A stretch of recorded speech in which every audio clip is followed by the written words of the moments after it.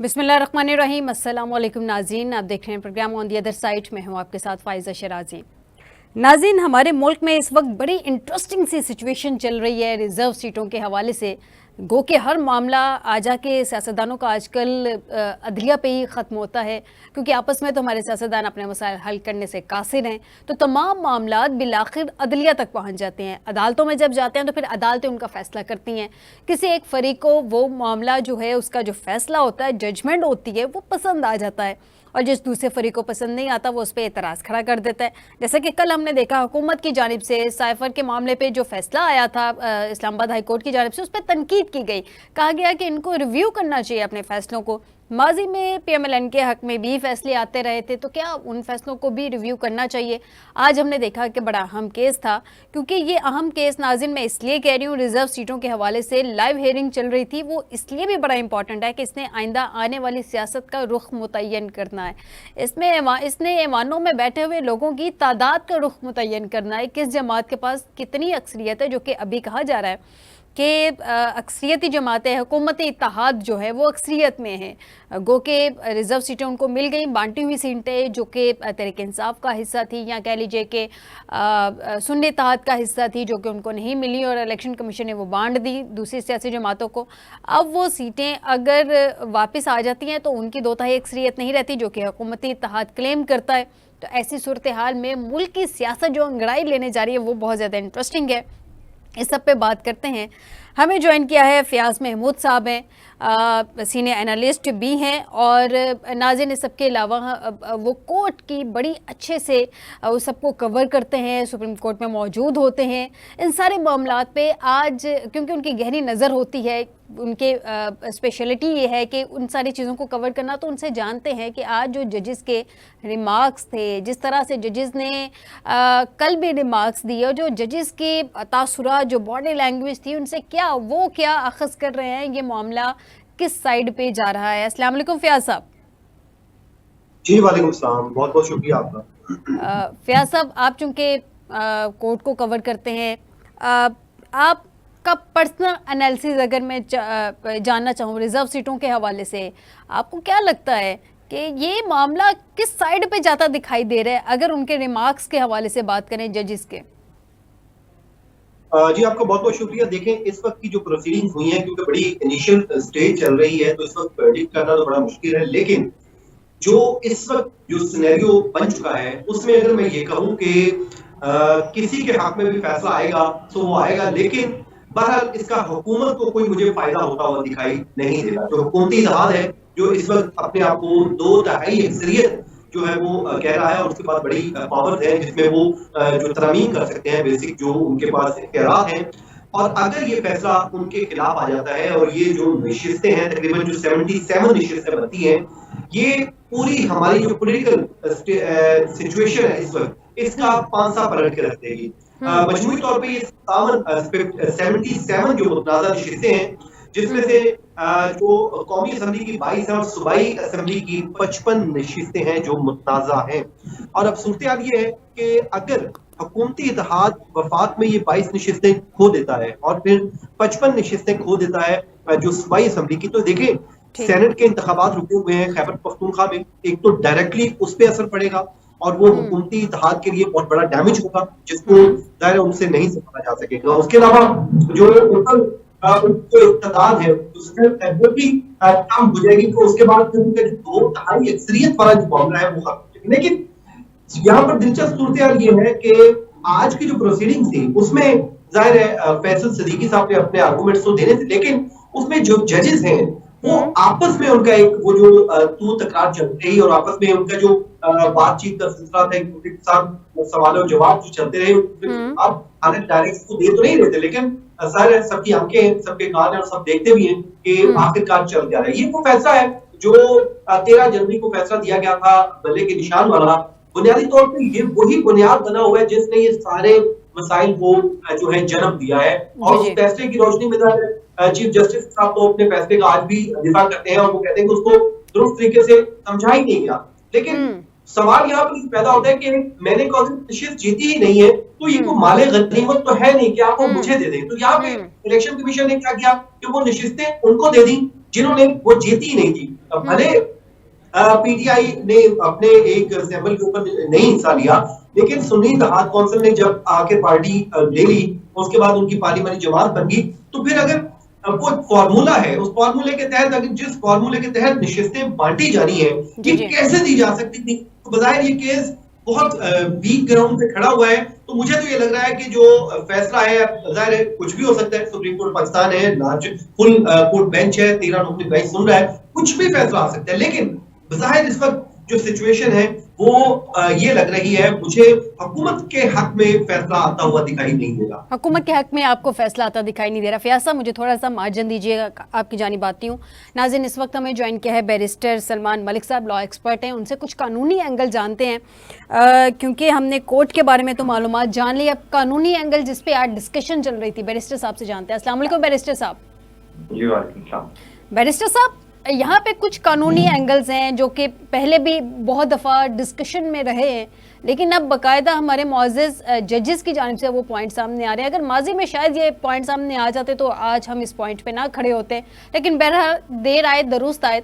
जजेस इस तरह की बात कर रहे हैं कि अगर तहरीके इंसाफ के जो आज़ाद कैंडिडेट है, पहले तो उस पर सवालिया निशान खड़ा हो गया है कि क्या उनको आज़ाद किया भी जा सकता था, इलेक्शन कमीशन का दायरा इख्तियार था उनको आज़ाद करना या नहीं था।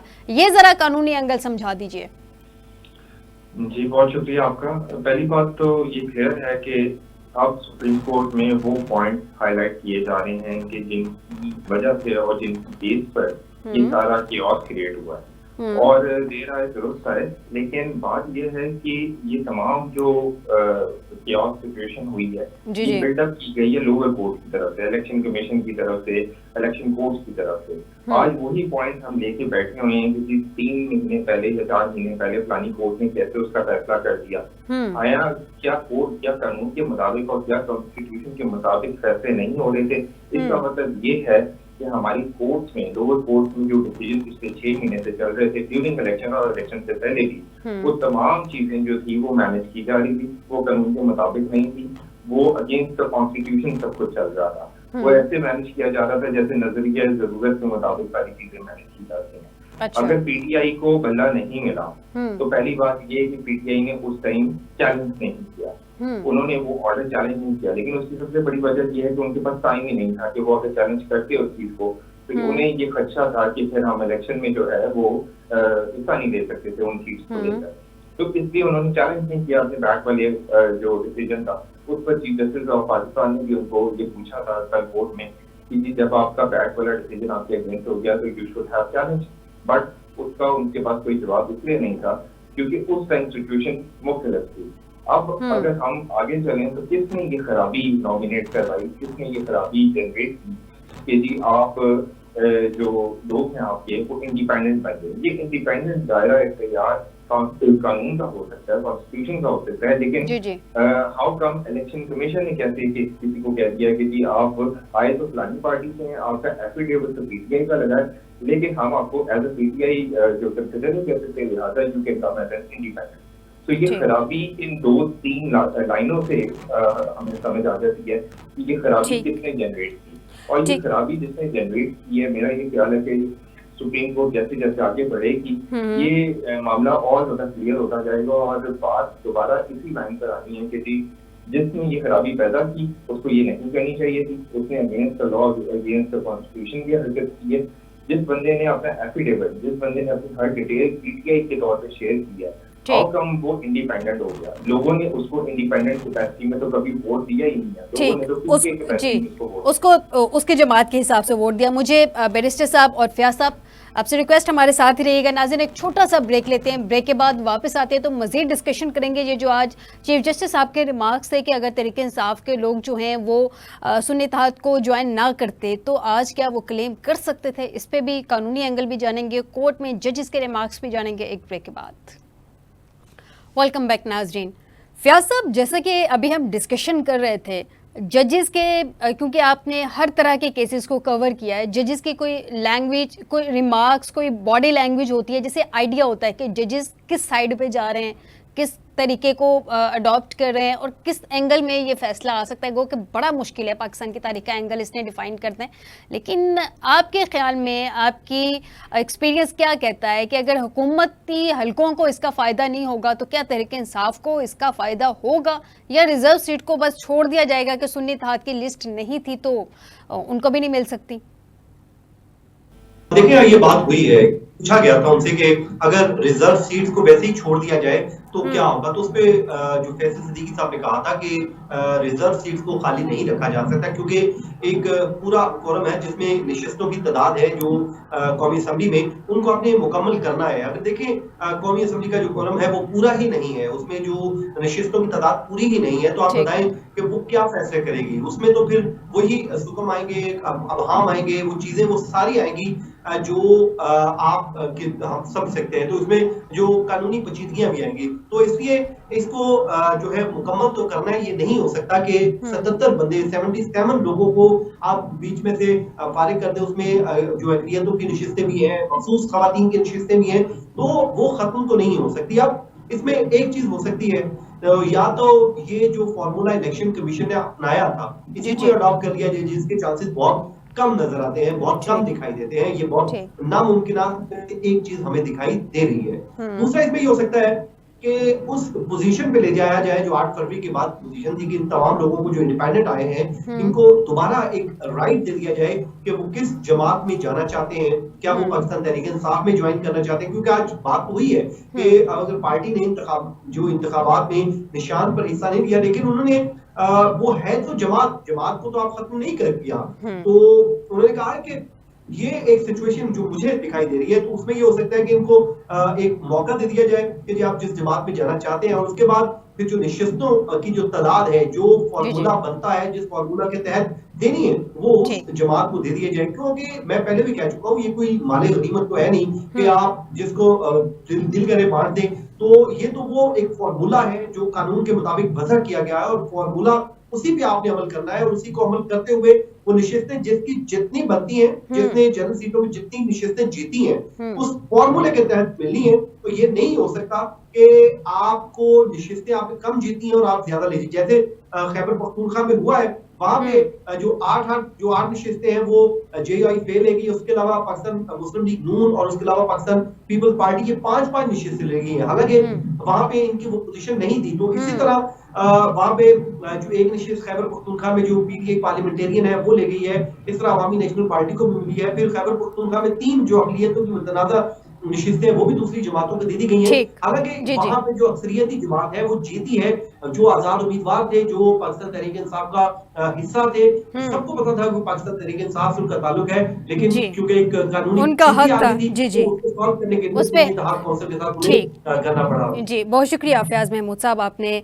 कोर्ट के हवाले से अपना एनालिसिस दिया। नाज़रीन, इस वक्त हमें ज्वाइन किया है नईम हैदर पंजोथा साहब है, पाकिस्तान तहरीक इंसाफ की लीगल टीम का हिस्सा है, बड़ा अहम हिस्सा है। बहुत शुक्रिया पंजोथा साहब हमें ज्वाइन करने के लिए। पंजोथा साहब, सबसे पहले तो साइफर का मामला था, कल हमने देखा बड़ी कामयाबी तहरीक इंसाफ को मिली। अब ये जो रिजर्व सीटों के हवाले से केस चल रहा है, इसने पाकिस्तान की आने वाली सियासत का रुख मुतय्यन करना है। क्या एक्सपेक्ट कर रहे हैं आप लोगों को, ये सीटें मिल जाएंगी? बहुत शुक्रिया जी, बड़ी नवाज साहब ने मुझे मौका दिया। देखिए, सबसे पहले बात यह है कि आइन का आर्टिकल 51 बड़ा क्लियर है कि जिस जमात सीटें जीतेगी उस तनासब से उसको मखसूस नशिस्तें जो हैं वो मिलेंगी। तो ये हमारा हक था, जो हमारा हक जो है वो छीन कर किसी और को दिया गया, और इंशाअल्लाह ताला ये सीटें अवाम की हैं और अवाम को वापस मिलेंगी। ये जिस तरह से इनको अगर PSL में कहे ना कि आप जाकर इधर सीटें मिल रही हैं तो ये वहां पर भी कोई सीट ना छोड़ें। तो बेसिकली जो जमात जितनी सीटें जीतती है उससे एक्स्ट्रा नहीं ले सकती। मिसाल के तौर पर 5 सीटें हम जीते हैं तो हम 10 नहीं ले सकते उसकी मखसूस नशिस्तें, वो तनासब के हिसाब से मखसूस नशिस्तें मिलती हैं।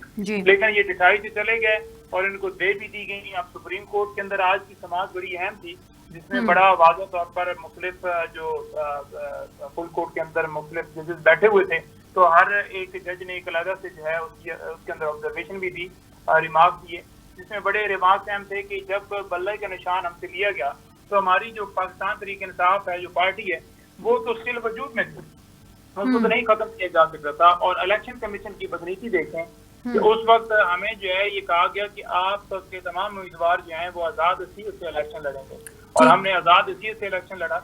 पूरी दुनिया ने देखा कि वोट जो है वो इमरान खान के हमायत याफ्ता लोगों को मिला जिनको आजाद किया गया था, और यही चीज जो है वो आज सुप्रीम कोर्ट के अंदर भी तस्लीम की गई कि ये जमात जो पीटीआई है उसका वोट जो है उसको वोट पड़ा है, अवाम ने पीटीआई को वोट दिया, एक जमात को। पंजोता साहब, जहाँ पे ये एग्जैक्टली जो पॉइंट आप कह रहे हैं, जस्टिस मुनीब ने भी उसी किस्म का पॉइंट रेज किया। उन्होंने कहा सुन्नी इत्तेहाद कौंसिल में शामिल होने वालों ने खुद को कागजात नामजदगी में तहरीके इंसाफ को उम्मीदवार जाहिर किया और कागजात बतौर तहरीके इंसाफ उम्मीदवार मंजूर भी हुए।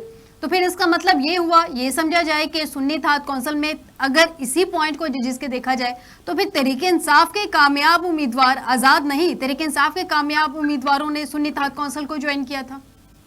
बिल्कुल जी, तहरीक इंसाफ के उम्मीदवार थे जिनको आजाद किया गया था, और उन्होंने ही फिर जो है खान साहब की इंस्ट्रक्शन के ऊपर ही उनको ज्वाइन किया। और देखें, सबसे जो इसके अंदर नुक्ता था ना वो यही था कि जो सीटें कोई भी जमात, अवाम है ना, अवाम का मैंडेट है ना, अवाम ने एक जमात को मुंतखब किया है, तो एक खवातीन का एक बड़ा जो है वो एक पाकिस्तान में एक तादाद है, एक मुख्तस तादाद है, तो उसको आप एक बड़े तबके को कैसे आप रिजेक्ट कर सकते हैं, उनकी नुमाइंदगी को कैसे जो है रोक सकते हैं, अकलीतों की नुमाइंदगी को कैसे रोक सकते हैं। इसी वजह से जो है वो सुप्रीम कोर्ट के अंदर ये जो है मामला पेंडिंग है, और इसमें हम पूरी उम्मीद रखते हैं कि इंशाअल्लाह ताला ये हक हमारा है जो किसी और को दिया गया, ये हमें सीटें हमें वापस मिलेंगी, ये अवाम को सीटें वापस मिलेंगी, और अवाम की जो ख्वाहिश है, जो मंशा है, उसके मुताबिक ही ये फैसला भी होना चाहिए, क्योंकि आइन इसके ऊपर बड़ा क्लियर है। अब आप आइन को अपने हिसाब से उसकी तशरीह नहीं कर सकते, आप ये नहीं कह सकते। अब देखिए ना, एक मिसाल के तौर पर एक रिमार्क है जिसमें उन्होंने कहा कि अगर तमाम जमातें, कोई भी हो, कोई भी MNA बनता है, कोई भी MPA बनता है, अगर हर एक ही आजाद हैसियत से लड़े तो फिर उसका क्या होगा। तो उसके अंदर जवाब यही आया कि अगर तमाम लोग ही आजाद हों असेंबली के अंदर, तो फिर कोई मखसूस नशिस्तें उसकी नहीं होंगी, क्योंकि वो आजाद हैसियत से होंगे। तो इसीलिए जब एक जमात जो कि सुन्नी इत्तेहाद कौंसिल इस वक्त जो है, जिसको बतौर जमात इलेक्शन कमीशन ने नोटिफिकेशन के जरिए तस्लीम कर लिया है कि ये एक पार्लिमानी जमात है, तो वो जो है जो तस्लीम किया गया है वो भी एक फैक्टर आपके सामने आ गया, और मखसूस नशिस्तों के ऊपर बड़ा क्लियर है कि ये उस जमात की मिलती हैं जो जमात सीटें जीतती है। लिहाजा हमारी जमात जो है पार्लिमानी जमात भी है, और हमने सीटें भी जीती हुई हैं, तो लिहाजा ये अब हक है कि हमें हमारा हक वापस। पंजोता साहब, एक लीगल पॉइंट मुझे जरा उसकी समझ नहीं आ रही, वो जरा समझा दें। किसी भी सियासी जमात को ज्वाइन कर, आजाद उम्मीदवार ज्वाइन करते हैं, मतलब उन्होंने अगर रिजर्व सीटें लेनी है, उनको 3 दिन का टाइम दिया जाता है इलेक्शन कमीशन की जानिब से। आज जो जजेस के रिमार्क्स हैं उसके मुताबिक तो पहली बात इस पे सवाल उठ गया है कि इलेक्शन कमीशन ने उनको आज़ाद कैसे करार दे दिया। दूसरी बात, अगर वो आज़ाद नहीं थे और तहरीके इंसाफ के ही कारकुनान थे, तो फिर सुन्नी इत्तेहाद कौंसिल को ज्वाइन कैसे कर लिया तहरीके इंसाफ ने? वो आज़ाद कैंडिडेट्स नहीं ज्वाइन करते। आप लोगों को इलेक्शन कमीशन की जानिब से कहा गया था कि आपने किसी जमात को ज्वाइन लाजमी करना है, अम्ब्रेला सिंबल वाली जमात को, ताकि आपको रिजर्व सीट्स मिल सके। नहीं, देखें, इसमें बड़ा क्लियर है ना कि जब इलेक्शन हुआ, और इलेक्शन से पहले अगर देखा जाए, मैं खुद लड़ा हूँ इलेक्शन, जी, तो जब सुप्रीम कोर्ट ने बल्ले का निशान लिया था तो पाकिस्तान तहरीक इंसाफ तो इंफील्ड थी, और हमने इसी हवाले से टिकट भी जारी किए, पाकिस्तान तहरीक इंसाफ की भी किए और सुन्नी इत्तेहाद कौंसिल की भी किए। तो उसमें क्या हुआ कि हम जब गए, और सुन्नी इत्तेहाद कौंसिल की कह रहा हूँ, बल्कि वो दूसरे जो टिकट थे हमारे जो तहरीक इंसाफ जो थी नजरियाती, तो वो जब हमने टिकट जारी किए तो हम जाकर जमा करवाए, तो उस वक्त जो है वो इलेक्शन कमीशन ने कहा कि आप बतौर पाकिस्तान तहरीक इंसाफ के उम्मीदवार जो हैं वो इलेक्शन नहीं लड़ सकते, आप आज़ाद हैं, क्योंकि तहरीक इंसाफ के हवाले से तो फैसला आ गया सुप्रीम कोर्ट की तरफ से। तो उस वक्त ऐसी सूरत हाल अपनाई कि हमने रजू भी किया कि हमें निशान जो है बल्ला दिया जाए, और सलमान अगुन की वो पटिशन जो है वो डाली गई, लेकिन उसके ऊपर कोई हमें रिलीफ नहीं दिया गया, और हमें जो है आज़ाद हैसियत से इलेक्शन लड़ना पड़ा। जब आज़ाद हैसियत से इलेक्शन लड़ा है तो डेफिनेटली आज़ाद उम्मीदवार थे, तो आज़ाद उम्मीदवार जो है इलेक्शन जो है वो खत्म होता है तो 3 दिन के अंदर अंदर आपने किसी और जमात में शामिल होना होता है, तो हम उसके साथ से 3 दिन के अंदर शामिल हो गए। उसके बाद जो सुन्नी इत्तेहाद कौंसिल है वो कहा गया कि ये जो है ये पार्लिमानी जमात नहीं है, क्योंकि इन्होंने तो इलेक्शन नहीं लड़ा। तो अब जो है उधर भी खत्म हो गया कि इस ज़मीनी इंतखाबात में 2 सीटें जीती हैं, तो लिहाजा वो पार्लिमानी जमात के तौर पर इलेक्शन कमीशन ने तस्लीम भी कर लिया है। तो जब तस्लीम कर लिया है तो अब तो कोई गुंजाइश ही नहीं बचती कि अब हम जमात भी तस्लीम हो चुके हैं, और हमने जो है सीटें भी, हम वोट भी हमें लोगों ने डाला और अब हम हमारी नुमाइंदगी है, तो इसके बाद तो कोई मुद्दा में रहता ही नहीं है। अच्छा पंजोता साहब, क्या ये पॉसिबिलिटीज में शामिल है कि अब चूंकि सुन्नी इत्तेहाद काउंसिल को आप लोग ज्वाइन कर चुके हैं, अगर अदालत की जानिब से ये कह दिया जाता है कि आपको कुछ दिन का टाइम दिया जाता है, जैसे कि इलेक्शन कमीशन के किरदार पे सवालिया निशान उठाया जा रहा है कि इलेक्शन कमीशन ने गाइड क्यों नहीं किया, लेट्स सपोज अगर आप लोगों को ये मार्जिन दिया जाता है, तो क्या तहरीक इंसाफ के पास तो अब उसका अम्ब्रेला सिंबल नहीं है, अगर आप लोग तहरीक इंसाफ को दोबारा ज्वाइन कर लेते हैं, जितने भी लोग सुन्नी इत्तेहाद काउंसिल में गए थे, तो अम्ब्रेला सिंबल के बगैर भी आप लोगों को रिजर्व सीट्स मिल जाएंगी, और क्या दोबारा वापसी पॉसिबल है तहरीक इंसाफ में?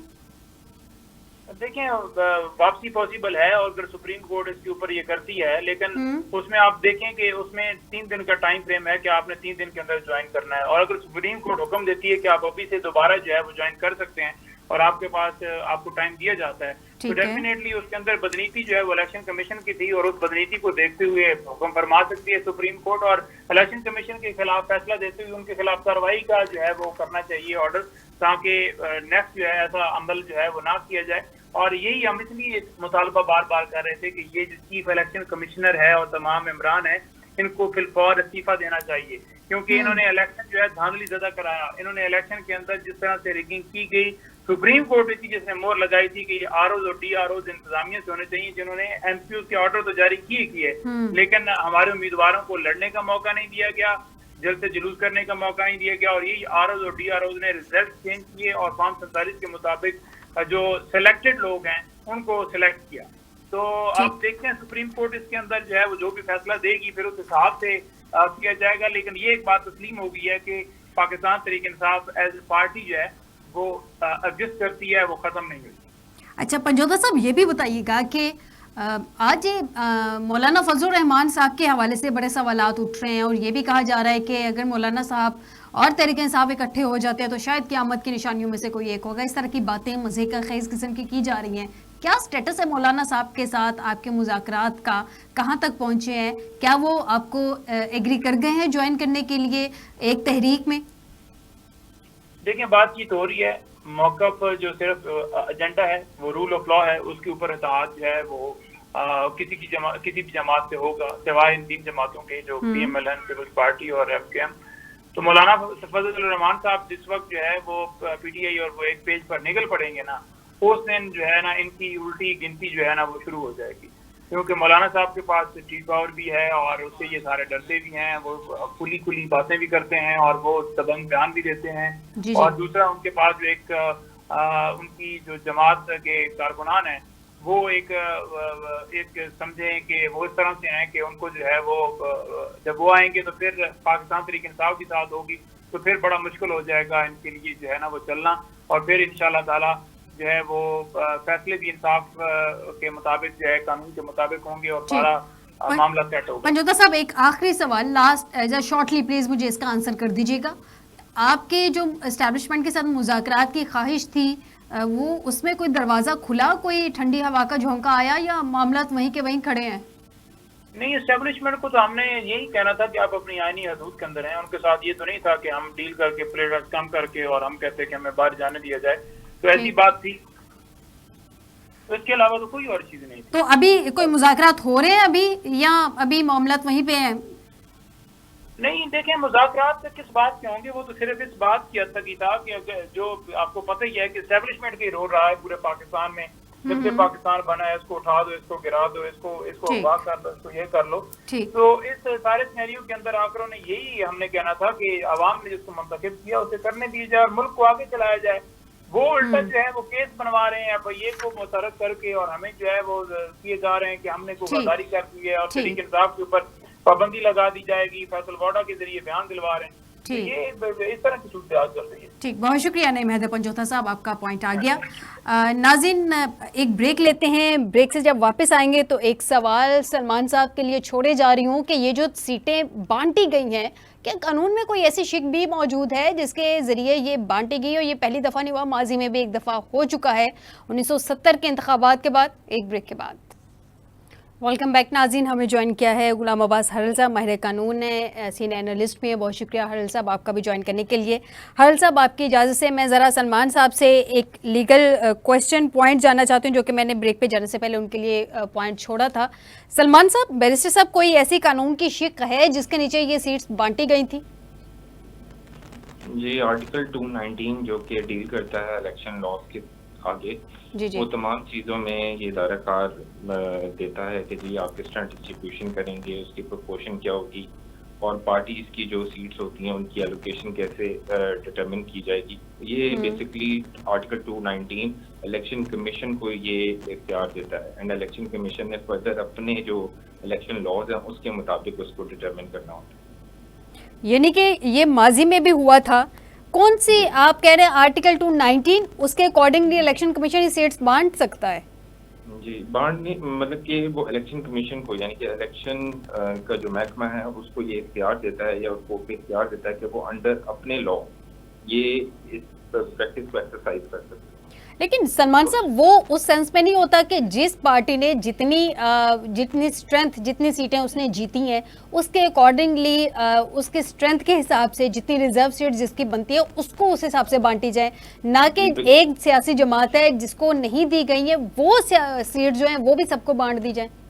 देखिए, आर्टिकल 219 इलेक्शन कमीशन को ये इख्तियार दे रहा है कि जो आगे से हमने रूल डिटरमिन किए हैं फॉर द इलेक्शन, यानी किस पार्टी ने कितनी सीट जीती हैं उसके मुताबिक आपने डिटरमिन करना है। डिटर्मिनेशन बिल्कुल नहीं है कि जो सीट ज्यादा जीत रहा है आप उसके साथ ही ज्यादा कर रहे हैं। ठीक हो गया। हरल साहब से भी जान लेते हैं।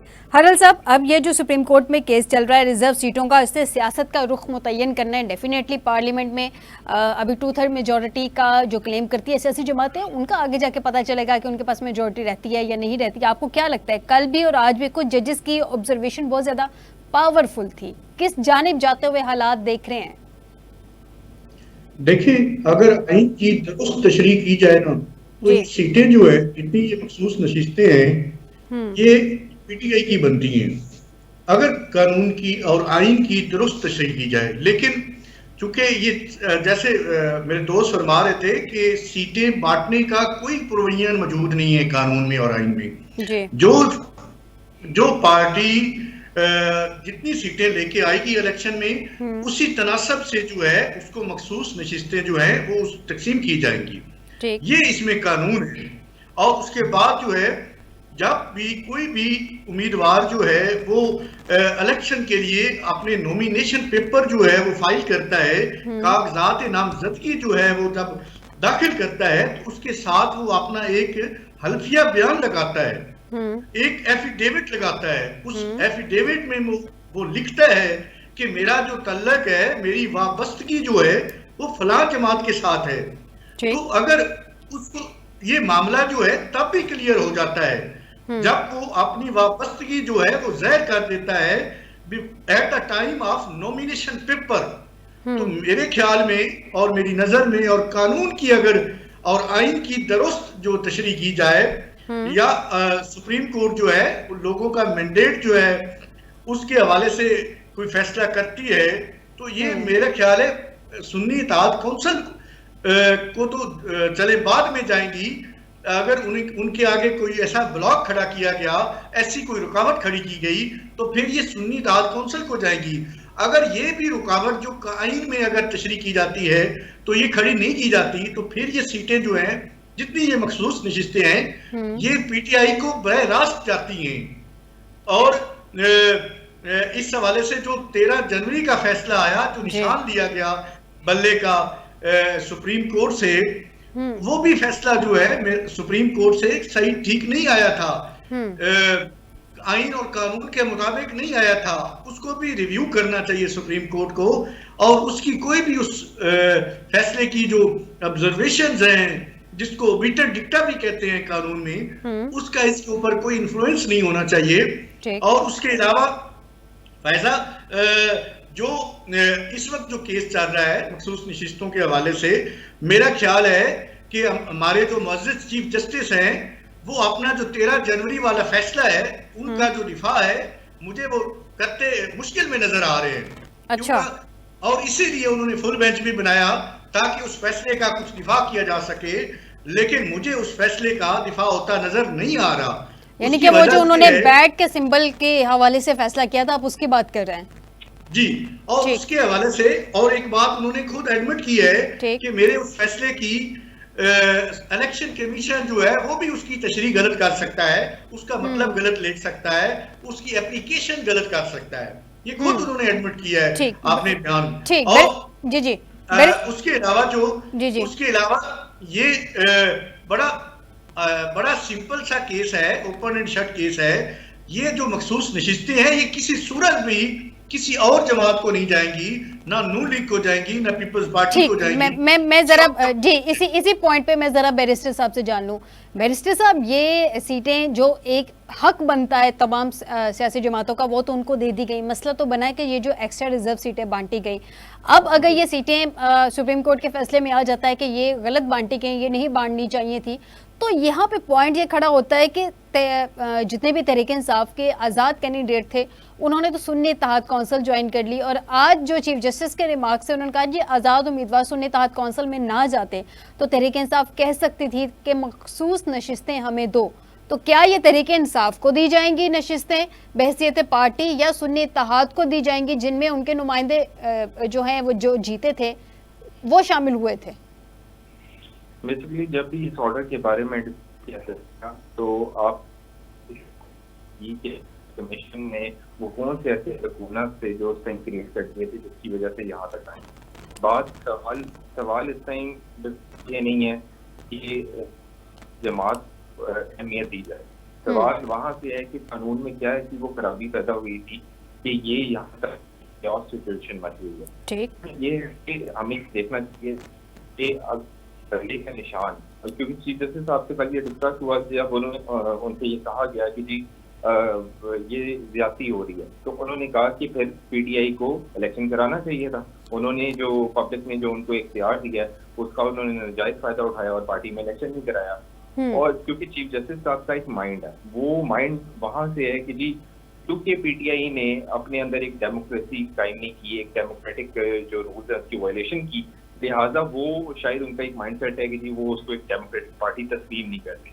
और ऐसी कोई भी जमात जो है उनकी नजर में हो सकता है कि वो कोई डेमोक्रेटिक बात ना किया है, लिहाजा उनका एक अपना माइंडसेट है। और इस माइंडसेट को अगर मैं आगे लेके चलूं कि वो क्या डिसीजन हो सकता है इस केस में, एक बात तो क्लियर है कि ठीक है जी पीटीआई के साथ ज्यादती हो रही है, और पीटीआई के साथ बल्ले से लेकर अब तक जो है वो एक जो चीज रिपोर्ट्स में नजर आ रही है वो है कि जी आप अगेंस्ट लॉ उनके खिलाफ चल रहे हैं, या आप अपना लॉ ऑफ नेसेसिटी अप्लाई करने की कोशिश कर रहे हैं, जिसका नुकसान कानून को होगा, जिसका नुकसान सिस्टम को होगा। बट ये है कि अगर आप डेमोक्रेटिक की बात करें, आज वो अपने डेमोक्रेटिक राइट, डेमोक्रेटिक रूल के मुताबिक आपके पास खड़े हैं और कानून के मुताबिक आपसे कह रहे हैं कि आप हमारे साथ इंसाफ करें। रह गई बात कि अगर आप बात को वहां से उठाएंगे कि जी हमने अपनी पार्टी में इलेक्शन नहीं कराया, वो इलेक्शन भी उन्होंने करा लिया था। उस इलेक्शन में अगर किसी को प्रॉब्लम था तो वो इलेक्शन कमीशन उस टाइम हाईलाइट करता, उसने हाईलाइट किया, वो दोबारा इलेक्शन करवाया।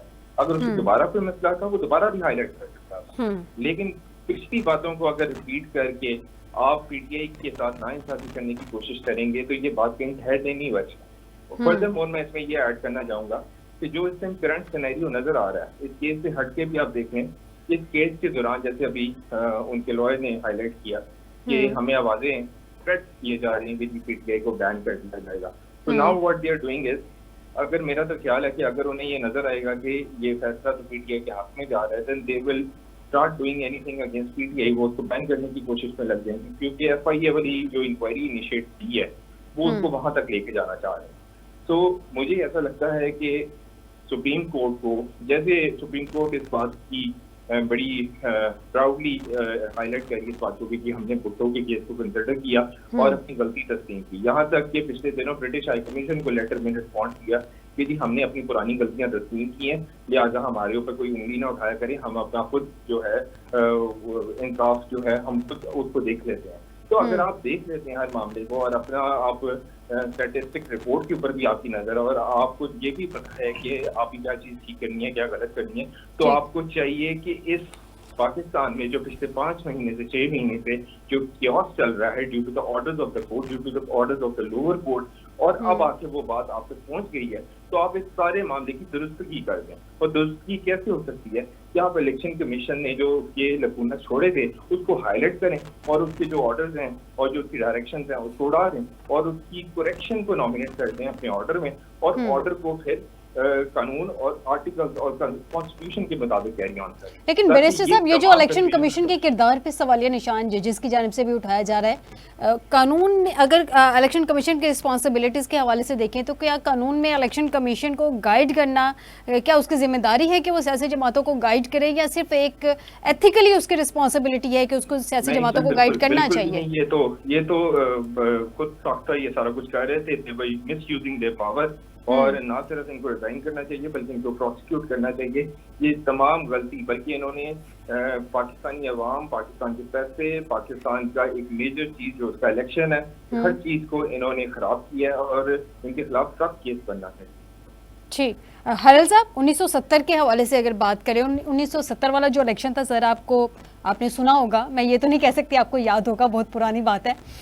उसके बाद जब भी ये तकसीम कार वाला सिलसिला मामला जो है ये शुरू हुआ अनफॉर्चुनेटली, तो 160 सीट थी जो उधर से अवामी लीग ने जीती हुई थी, जो कि मैंने जिसकी डिटेल थोड़ी सी निकाल ली है। तो बाद में कोई सीट्स पे मेरे ख्याल में स्क्रूटनाइज करके उनको उड़ा दिया गया था कई सीट्स को, और फिर वो बांट भी दी गई थी, जैसे कि अभी बांटी गई हैं सीटों को। कुछ मुस्लिम लीग के ग्रुप्स या धड़े थे उनको दे दी गई, कुछ जमात इस्लामी को दे दी गई, कुछ कोई और इधर उधर सीटें बांट दी गई जमातों को। वो वाला तरीक़ेकार हमने आज भी देखा, लेकिन आज उस पर मामला खुल के सबके सामने है और अदालतों में केस भी लगा हुआ है। इसमें मुझे ये गाइड कर दें कि पहले भी एक दफ़ा हुआ, अभी भी ये हुआ है, ये किस कानून के तहत, कौन सी कानून की शिक है जिसके तहत ये सीटें बांट दी जाती हैं? देखिए, कानून में ऐसी कोई शिक मौजूद नहीं है।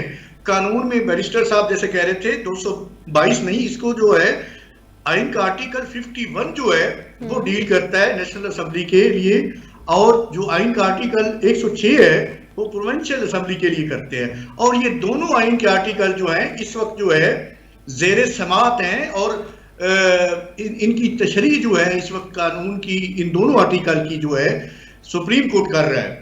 अब मैंने जैसे पहले अर्ज किया, ये मैं नहीं कह रहा, ये आपका दस्तूर ये कह रहा है, और मेरी नजर में इसीलिए मैंने बताया कि अगर इसकी दुरुस्त तशरीह की जाए तो ये सीटें जो हैं ये पीटीआई को बरह रास्त जाती हैं। और मैं आप उसको पढ़ देता हूं जो ये आइन कह रहा है, उसका जो आइन का 51 आर्टिकल है वो ये कहता है the total number of general seats one by political party shall include the independent return candidates. यहां तक खत्म कर लें इसको। अच्छा, shall include the independent return candidate, ये वही इंडिपेंडेंट कैंडिडेट हैं जिनके साथ जो है उस वक्त जब नॉमिनेशन पेपर फाइल किए गए उस वक्त जो उन्होंने साथ अपना एक एफिडेविट दिया कि हमारा जो तल्लक है, हमारी वाबस्तगी जो है वो पीटीआई से है। उसके बाद आगे जो कहता है इस हद तक जो है इसकी तशरीह पहले की जाएगी सुप्रीम कोर्ट में। उसके बाद कहता है or candidate who may duly join such political party within 3 days of the publication। अब देखिए ना, ये दूसरी बात यहाँ वाज़ेह हो जाती है। उसके बाद जो इंडिपेंडेंट कैंडिडेट हों वो किसी पार्टी को वो ज्वाइन करते हैं, तो ये दूसरा जो है उससे पहले जो है ये जो पहला इसका आर्टिकल जो है, इसका जो पहली इसका पैरा है, और इससे पहले जो है इसकी सिंपल सी तशरीह जो है वो ये बनती है कि उस वक्त उन्होंने एफिडेविट जो है अपना जमा करवाया था और अपनी वाबस्तगी जो है वो तहरीक इंसाफ के साथ ज़ाहिर की थी। तो ये सीटें जो है इसकी अगर दुरुस्त तशरीह की जाए तो ये पीटीआई की जाएंगी, ना कि ये सुन्नी इत्तेहाद कौंसिल को भी नहीं जा सकती।